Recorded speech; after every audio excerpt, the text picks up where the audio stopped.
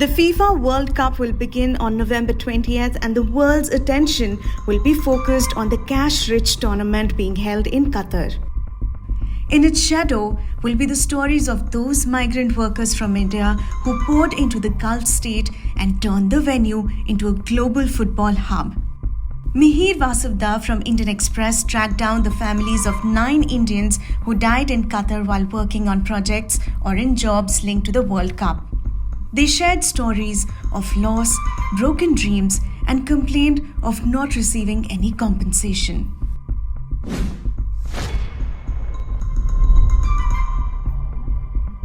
In the case of Rajendra Prabhu Mandaloji, a carpenter from Telangana who died by suicide in 2019 while working in Qatar, his wife, Sucharita, talked about problems Rajendra had faced.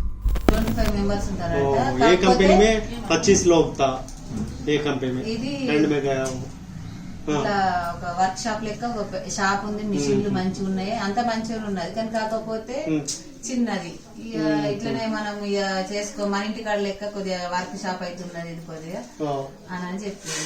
అన్ని మంచిగా ఇంకా అసలు చిన్నగా మామూలుగా మనం పనిముట్లు పట్టుకపోయి చేసుకునేటట్టు first ఉండే. Okay okay ఇది అక్కడనే వర్క్ షాప్ షెడ్ ఉన్నదట. రూమ్ ఇది బాగుండగా ఈ రూమ్ లో 5 మెంబర్స్ ఉన్నారట. ఒక అతను నిజామాబాద్ డిస్టిక్ అతనే చూసుకున్నాడని అన్నాడు, తెలుగు అతనే. ఇవన్నీ ఇంట్లో ఎక్కువ మట్టుకు కార్పెంటర్సే కాబట్టి ఇక్కడ వాళ్ళే ఉన్నారు. కానీ ఇంకా వేరే వాళ్ళు వేరే ఎక్కడ వాళ్ళ తెలియదు. కానీ ఒక అతను నిజామాబాద్ అతను అయితే తెలుసు, అది మా తమ్ముడు చెప్పిండు. పాపం ఆ రోజు 2 రోజులు ఆయన అన్నం తినకుంటే నేను ఇంటికి పోతానని ఏడిచిండట. అన్న నువ్వు ఎందుకు బాధపడితే బాధపడకపోదు, నువ్వు మొన్న నచ్చిన వాళ్ళని గట్టిన అనిపిస్తుంది కానీ ముందు కొద్దిగా ఆ రోజు ఆయననే తినబెట్టుకున్నాడట, పండబెట్టుకున్నాడట. కానీ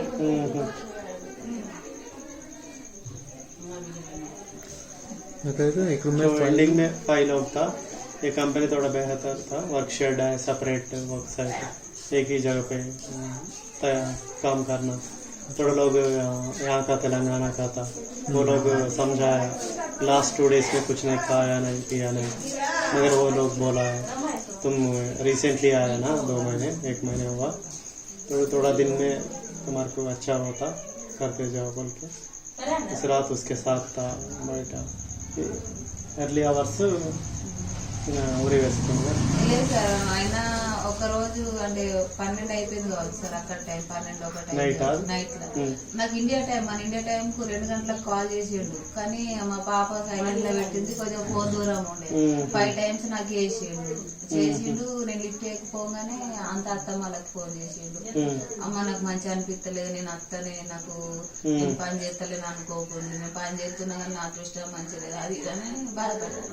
అరే నువ్వు అత్తరా, నువ్వు పని చేరాను అంటువా, చేస్తావు కదా ఆమె రమ్మని చెప్పారు. నాకు ఈమె ఫోను చెప్తే అదే రాత్రి ఫోన్ రావడలేదు. నాకు ఈమె ఫోన్ చెప్తే మా అత్తమ్మ ఫోన్ ఇస్తాను వరకు ఫోన్ కింద పడ్డదట. మా అత్తమ్మ అది స్విచ్ అప్ కాగానే నాకు మరి దానికి ఎత్తాడు కదా, మా ఇట్లా లోపల ఉండే కదా, నేను అందులోనే వాడుకుంటుంటాను. ఇక ఆమె నన్ను లేపలేదు. పొద్దుగలు ఇంకా ఎత్తలేడు ఫోన్, ఇంకా ఎత్తలేడు అని అనుకుంటున్నాం. కానీ ఆమె రాత్రి ఫోన్ చేసిన విషయము అనబడుతుంది. ఇప్పుడు ఇట్లా రాత్రి చేసినంటే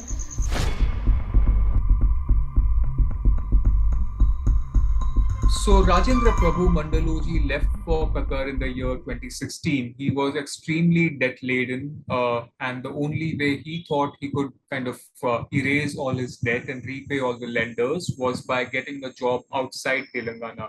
Now, this was also a time when a lot of workers were going to Qatar. It was emerging as one of the biggest destinations for migrant workers because of all the projects that were going on and the salaries that were being offered.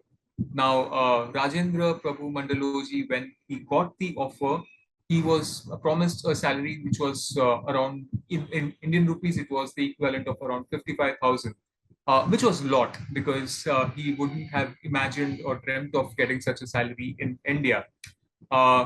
When he went, he was promised that amount, but his wife Sucharita said that he sensed something was amiss the moment he landed in Doha. He realized there was no one there to pick him up. He wasn't given an address of where he had to go and stay, his accommodation site. So after he was made to wait for many hours, his employers, quote unquote employers, they eventually turned up, and they presented him with a different contract altogether compared to what was promised earlier. And as per the new contract, although his nature of work, the work hours, everything remained the same, his salary was almost halved. So, where he was promised close to 2,000 riyal per month, he was now assured only 1,000 riyal.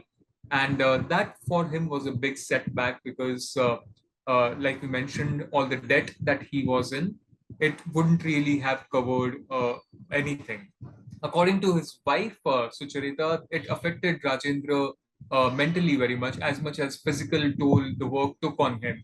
And it reached a point where the pressure of repaying all the lenders, the low salary that he was getting in Qatar, the work conditions, and all the pressure that came along, he died by suicide 3 years after he went to Qatar. In 2019, he was found hanging at his accommodation site in Doha. For Sucharita, the troubles didn't really end there because after she was informed about Rajendra's death, his employers then uh, refused to, send the body back home without getting the money. So they asked Sucharita for rupees 5 lakh to complete all the formalities that are required to send the body back home.